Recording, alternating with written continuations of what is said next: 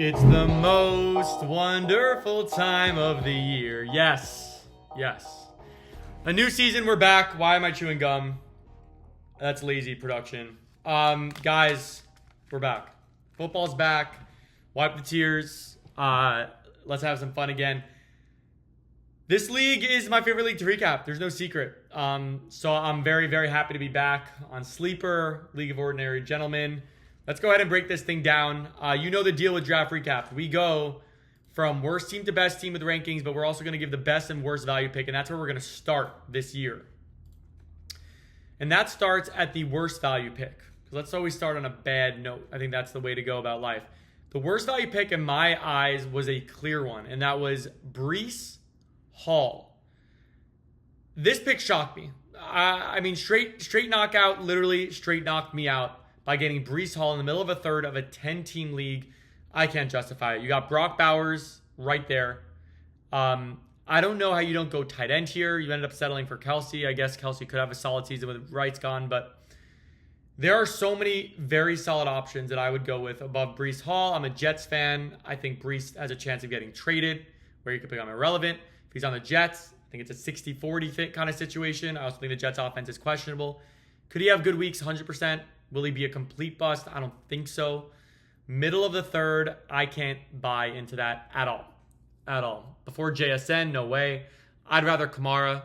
I'd rather T. Higgins for sure. Like 100%. I'd go quarterback before I'd go Breece Hall, and quarterbacks went a round and a half after that pick. But we'll get to that team. But on that note, the best value pick I believe to be Lamar Jackson by Electric. I think getting him at the end of a fourth round in a 10-team league where you could really separate yourself by getting one of those top 3 quarterbacks, maybe top 2. To be able to get that at the end of the fourth round for me is massively, massively impressive. A great pick for Electric that helped this team out a lot. So with all that being said, what are the ratings? 10-1. Great question. So let's get into it. At number 10, a draft that I am just really strongly feel against. Usually in a 10-team league, I say no teams are really bad. So I can't say this team is bad, but I would have at every single turn taken a different player, and that is straight knockout. I mean, Derrick Henry the first is fine. I actually really like Derrick Henry. I normally say he's underdrafted. Here you got him at 6. I personally still go CeeDee Lamb above him, but I'm good with Derrick Henry above CMC, Puka, Neighbors, all those guys. That's an okay pick. Wouldn't have done it. Okay pick. To get Terry McLaurin in the first half of the second round is the highest I've seen Terry McLaurin drafted. I actually, back-to-back years, have gone underdrafted best value pick in the last 2 years. I both just did a recap where someone got McLaurin like the 5th, and last year, McLaurin was my sleeper the entire offseason. I nailed it. I think McLaurin's going to be good. But before Josh Jacobs, before Brian Thomas, before Jonathan Taylor, before even Drake London, that one could go either way. I just cannot get on board with this pick. I can't. Then you go Breece Hall, my least favorite pick that we just spoke about. Then you go Mike Evans, another pick I don't like. I mean, I just don't think Mike Evans is going to have, maybe he'll get to 1,000. Maybe he will. But I can't get on board. I would have went quarterback there. The only saving grace with Jaden Daniels was a great pick there. When you saw Josh Allen, Lamar Jackson goes, you are lucky that no other guy panicked and said, I'm going to go grab quarterback. If I'm Chef Cesario, if I'm the chairman, if I'm Dustin the Wind, that's what I would have done. But you get Jaden Daniels, that kind of saves your draft. It kind of saved the draft from being a disaster. And maybe I end up being wrong. But even the depth picks that you took, I'm not on board for. This is ultimately like if straight knockout does well this year, I'm going to do bad in my league, vice versa. I don't see it. That's the only team I gave a C to. Then we go to B-, and that one is Livin' La Vida Yoda. Again, B-, not a great grade given it's a 10-team league, but not horrible. I think Malik Neighbors and Nico Collins is an interesting strategy. I would have went RB wide receiver. I would have gone your RB1. I would have gone CMC in the first round and gotten either Neighbors or Nico, one guaranteed to fall to, or Amon-Ra. That is 100% what I would have done, but can I blame you for getting Neighbors and Nico? No. That's going to be a great wide receiver group. You then say, okay, now I need to focus on running back. Omarion Hampton and Kenneth Walker. Both risky. Both not positively going to be dominant ball handlers. I'm okay with one of those. I don't like having 2 of those on the team. So when you go to RB depth, who do you go with? Tyrone Tracy, I actually kind of like. You got Cam to kind of secure that backfield. Eckler could be solid. And you waited on quarterback, and Dak Prescott, I do think, did have a good year. So I don't think this is a disaster team. I think that's why I got B-. But I don't think you have the star power right now to win a chip. You're not out. I think straight knockout's the only team. I'm done chaining already. So go ahead this is ridiculous to done chain a team before the season. It's just preposterous. Again, if I'm wrong, I will donate to a charity of straight knockouts choice. But we are done chaining straight knockout. Again, ridiculous. Injuries are everything. Of course, the team could still win a league. It's preseason, but that's how much I didn't like the picks that he made. That I just need to let my ego get in the way and make that call. Okay, Livin' La Vida Yoda gets the B-, not gonna be done chained at all. But then next up, another team with a B-, and it's Horns Down. Horns Down. We're bringing the rivalry back.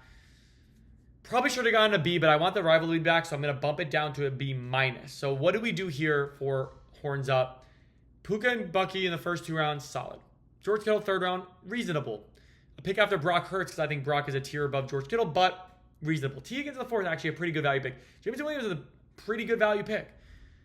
There's no pick at the top of the draft that I like dislike that much outside of Kittle. Everything else is fine. Your depth pieces, fine. Nothing wowed me. But when you're so middle of the par, middle ground, because of the first round, I think the worst player drafted was Puka. In the second round, I think Bucky is very, very mid. 3rd round, I think worst player drafted was Kittle. I don't think these are bad guys. I think if they went like 2-3 picks later, I'd be fine with it. I just think when it comes to star power, this team's going to be short against other teams. I think when you look at wide receiver 1, I think most other wide receiver 1s I like more. I think the only team that I like your wide receiver 1 more over is straight knockout with Terry McLaurin. I think every other team has wide receiver 1 I like more. Wide receiver 2 with T. Higgins, you start maybe balancing out a drop against some of those teams. But then we could say the same story with running back. Bucky Irving, RB1. Probably every other team I like their RB1 more than Bucky Irving. I think Bucky Irving in fantasy right now is around, for me, like 12-ish. RB12. Your RB2, how do you make up for it? Monty, Charbonnet just does not do it. J.K. Dobbins does not do it, also amongst the lowest in the league. Yes, you have one of the better tight ends. Joe Burrow, yes, will put you in the top 5-6 quarterbacks. But it just isn't enough to stand out, and that's why I had to go B, but bumped out to B-, because again, 10-team league and the rivalry, that's where I'm stuck on. But RB2 is a big question mark with this team and why you get a B-. Electric, great name, gets a B. And I'm nervous also with this team with one specific position, and that's wide receiver. Wide receiver 2, is Pickens going to be a reliable every week starter? Is Waddle going to be a reliable every week starter? The thing with Waddle is if Tyreek keeps just running his mouth, gets traded, Waddle could be amazing. So I like a guy like that. Pickens, CD's getting injured is the only way I see Pickens being an every week starter. I think Pickens is going to be good. I think you can start him. But to win a chip, to get consistent production, I'm a little bit nervous. But Pickens, Waddle, Myers, and Odunze as a group, you're going to end up getting your production. There might be a little bit of like management, like do you start the right guys at the right time? But you're going to end up getting it. The reason I talked about that position is because you got every other position figured out really well. Quarterback Lamar Jackson, incredible. Saquon at running back with Achane and Connor there, very, very strong. Tight end being Dallas Goedert, weakest in the league. So I shouldn't have said every other position, but tight end just a little bit more valuable. So I actually had you as a B+. Then I saw Goddard. I'm like, all right, that's gonna get me down to a B. Although I still think it's a good team. You just need to make the right choices with your wide receiver 2. And there are some teams that don't need to necessarily make the right choices to be incredible. And that's why I put you more so near the bottom than near the top. Dust in the Wind is next, also gets a B. There's another team with a couple question marks. This one at tight end with Tyler Warren, question mark, and quarterback Baker Mayfield. Baker Mayfield's reliable. It's just I think it's a bottom half quarterback. So it's another to have two positions like that, two specialty positions that you don't necessarily replace. Like you don't unless you're going to make a trade for a quarterback tight end. These are going to be your guys for the season. I don't know how I feel about them, but Josh Jacobs, James Cook, really strong running back group. Justin Jefferson with Sutton or Tyreek and Zay as wide receiver, probably the deepest wide receiver group. Only team where I'd say you have 4 very good receivers. And I think that's enough to propel you to be a solid team. I guess top half team, depends how I guess I have you at number 6. You're not top half, but you're right there. You're right there. This is the tier of like anything could happen kind of thing, and that's where I put you. El Professor's next. B+ for El Professor. El Professor, I love the CD pick at 7. I think that's one of the better values of the draft. I think Genty in the mid-second round is a very solid, very reasonable pick. I think Brock Bowers was a very strong pick. So you started strong. Then you went risky. Marvin Harrison, I don't know. Trevion Henderson, I don't know. Devontae Smith, I don't know. I actually love how you rebounded with depth with DeAndre Swift. I think is going to be solid. Pearsall, I think, is underrated. I think Diggs is underrated. Knicks at quarterback is mid. But that bucket of Marvin Harrison, Devontae Smith, Trayvon Henderson is where your league's going to be won or lost. If two of those three guys really deliver, you could be a top team. That's why I gave you B+, because the rest of the team's so solid, and you gave yourself enough options. You balance risk with stability. But those 3 straight rounds, that was a little bit more risk than I would have taken, could have paid off 100%. And I'm excited to see if El Professor does deliver in that way. We're in the top 4 now. And I believe Team Chef Cesario cooked, especially in the first 4 rounds. Jamar Chase, Kyron Williams, Chase Brown, DK Metcalf. Mwah. Mwah. There were even some reaches there. Like some guys, like Chase Brown above A.J. Brown, Devon Achane. Are you going to see that too often? I don't know. DK Metcalf above James Conner, Devontae Adams, Tyreek. You're not going to see that too often. I like what you did. I like what you did there. McMillan also a good value pick, but that's where you start getting me a little bit nervous. Like, would I have gone McMillan over Devontae, Tyreek? I wouldn't have. Would I have gone Jaden Daniels earlier so you didn't have to settle with Purdy at quarterback? I would have. So it wasn't a perfect draft, but because the top of the team is so pretty as far as Kyron and Chase Brown's usage, Jamar Chase and DK Metcalf, what I believe their usage and utilization to be, McMillan even, with Coker now going on. I mean, I think this team could be special. I don't like the depth picks of this team either, which is why I couldn't give it an A. But I think this team can be special. You get a B+. Now we're at the top 3. Now we're at the A- or A's. And that's where we go Team Banditos getting an A-. McCaffrey at 10. Unbelievable. To be able to get the most reliable wide receiver in Amon-Ra St. Brown and then getting the upside of CMC, for me, top notch. Similar with JSN and Kamara. Very solid turn. Garrett Wilson, Jalen Hurts. I love that you got your quarterback. I'm not high on Garrett Wilson, but he did go later. I normally say he's overdrafted. This is probably a fair place to draft him.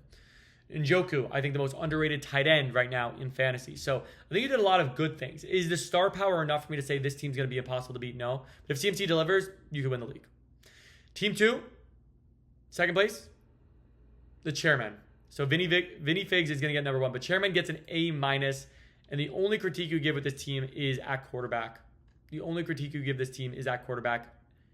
And even that, with the chairman, even that, there's an argument to say Kyler could have a good season. So in a 10-team league, there's going to be available other quarterbacks. Could you make something work? Sure. And if you do, incredible, because Brian Thomas and McConkey, 2 wide receivers I like a lot.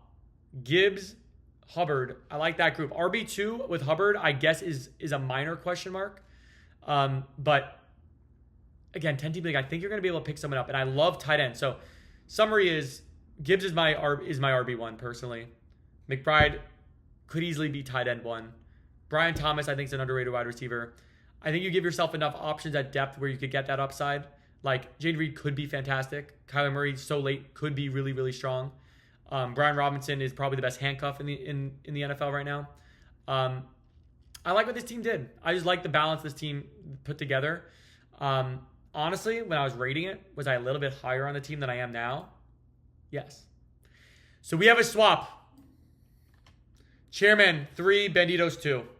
I said what I said. I rarely do a mid recap swap. My ego gets in the way, but upon second look, Banditos is a better team. Banditos is a better team. Chairman, though, I still think you have enough to be excited about. All right, Vinny Figs. Why do we like this team so much at 1? Look at the team. Just look at the team. I don't need to say it. Bijan, Jonathan Taylor, best running back group in the league. Josh Allen, maybe best quarterback in fantasy. A.J. Brown, Devontae Adams for a guy that waited on wide receiver. A.J. Brown, Devontae Adams, and Ridley is the group. Fantastic. Tony Pollard for depth. Fantastic. Caleb Johnson for depth. Fantastic. Rashee Rice for depth. Fantastic. Mark Andrews, Tucker Kraft, One of them I think will do well. One of them I do think will do well. This whole team gets me going. I love every pick. Really love every pick. I love every pick. Trying to find a pick I don't love. I love every pick. I would have went Aubrey before Kirk. That's the only thing I would have done. I'm not even a draft kicker early guy. So anyway, I'm excited for this league. It's going to be a fun season. And let's see. I'm curious what you guys thought about the recap. I'm curious how accurate it will be. And I'm curious how you guys are doing. So let me know. All right, talk soon.